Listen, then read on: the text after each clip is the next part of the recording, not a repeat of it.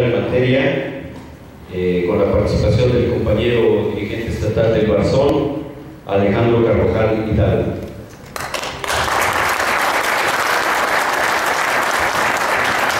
Muy buenas tardes a todos. Agradecemos que hayan venido a este evento. Para nosotros es muy importante iniciar este ejercicio de actividades convocando a foros regionales sobre el derecho a la vivienda de los trabajadores.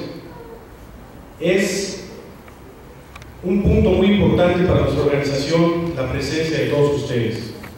Vamos a iniciar una pequeña explicación del problema habitacional en el país mediante un tema muy claro y muy aterrizado a todos ustedes. Primeramente empiezo con una frase. Algunos hemos escuchado la frase que dice: la casa de un hombre es su castillo, es su fortaleza.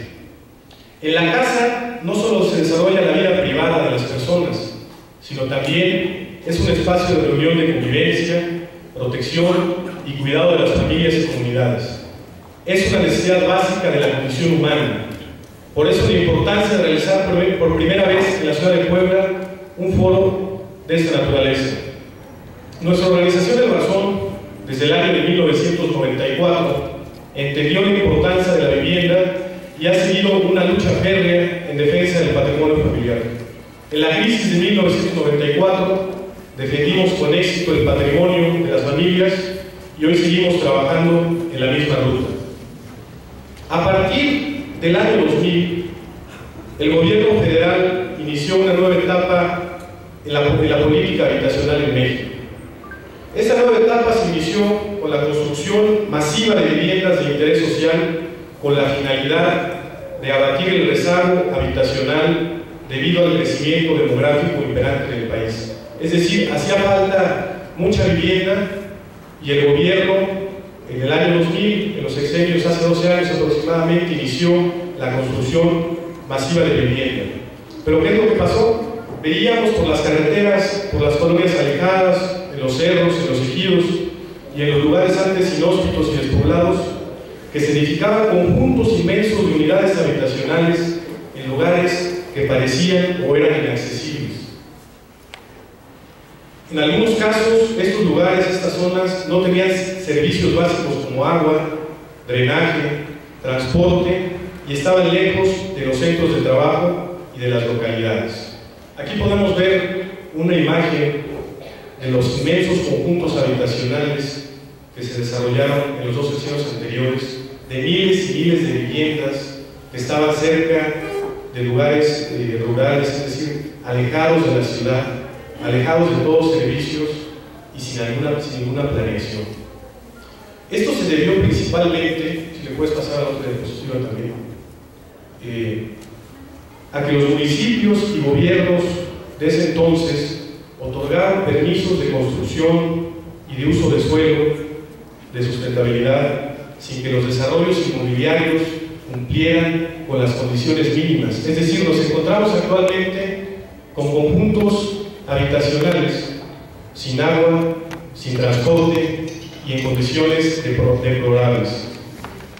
Se ofertaban casas caras y de mala calidad bajo la fórmula mágica de ganar-ganar, y 5 empresas constructoras monopolizaron la construcción de unidades de interés social. Aquí podemos ver, pasar a la diapositiva, Oscar, las 5 empresas que monopolizaron, tienen el control de las unidades habitacionales, que son estas. Aquí tenemos que 5 empresas, es decir, monopolizaron toda la industria de la construcción y hicieron lo que quisieron. Es decir, pues construyeron casas en zonas alejadas, en algunos casos sin servicios eléctricos, sin servicios necesarios, sin agua, sin luz, y esto es una parte del problema. Veíamos cómo el presidente Fox y el antecesor, que le secundó Calderón, decían que en las administraciones anteriores se había alcanzado el 95% de la meta para abatir el rezago habitacional en México. Se habían invertido 1.3 billones de pesos para poder abatir el rezago habitacional y para poder lograr que la gente ya tuviera una vivienda. Decía que también 26 millones de mexicanos habitaban una vivienda nueva, es decir, que ya no existe toda una comunidad de mexicanos que tiene el patrimonio que crecieron sus padres, es decir, que ya se había abatido el rezago habitacional. Otro punto importante que hemos analizado, nos hemos puesto a la tarea de hacer un trabajo importante, es que el grueso del problema habitacional en México, es decir, de la cartera vencida, se centra en la vivienda de interés popular que opera principalmente dos instituciones, es decir, el Infonavit y el Fobiste. Estas dos instituciones públicas controlan cerca del 70% del mercado hipotecario en el país, es decir, la vivienda de los trabajadores. Aquí también viene un problema muy grave. A partir de la crisis del 2008, que empezó en Estados Unidos y que repercutió en nuestro país, se pudo apreciar el problema y las deficiencias de la política habitacional implementada en dos sexenios anteriores. Por la desaceleración económica de Estados Unidos, se vio disminuida la oferta de crédito para la adquisición de vivienda de interés social. Si podemos ver aquí la diapositiva también, está aquí. La banca comercial, el Infonavit y las Afores venían otorgando en 2008 una cantidad, por lo que hace Infonavit, de 500,000 créditos anuales y disminuyó a 447,000. En el caso de las Afores fue dramático, porque en el 2008 estaban otorgando 23,000 créditos anuales y se redujo el otorgamiento de créditos a 3,000. Y en el caso de la banca comercial también disminuyó el otorgamiento de créditos porque estaban otorgando 157,000 y se redujo a 128,000 otorgamiento de créditos. Estas políticas durante los dos sexenios anteriores han traído resultados desastrosos. ¿Cuáles son? Primeramente tenemos aquí una tabla de unidades, de zonas, de estados con casas abandonadas. Aquí vemos la magnitud del problema, si lo pueden checar. Por ejemplo, en Nuevo León, que es la región con el mayor número de viviendas desocupadas, ha alcanzado un total de 230,677. Seguida muy de cerca por Chihuahua, con 229,210 viviendas. Y así estamos. Entonces, se dio un fenómeno muy grave a nivel nacional, ya que todas estas construcciones de viviendas, cerca de 500,000 viviendas al año que se construyeron en los dos sexenios anteriores, en muchos casos fueron abandonadas por la falta de servicios. Otro factor fue la pérdida de empleo. La gente decidió abandonar las viviendas por miedo a ser desalojada o por amenaza de los cobradores.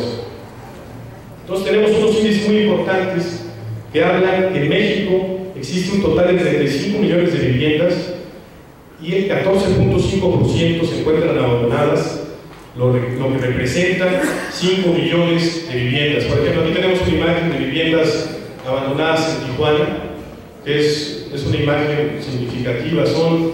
También aquí se demuestra la construcción de casas de 40 metros, insalubres, sin servicios, sin acceso a ningún tipo de desarrollo habitacional. Si le puedes pasar a otra diapositiva, por favor.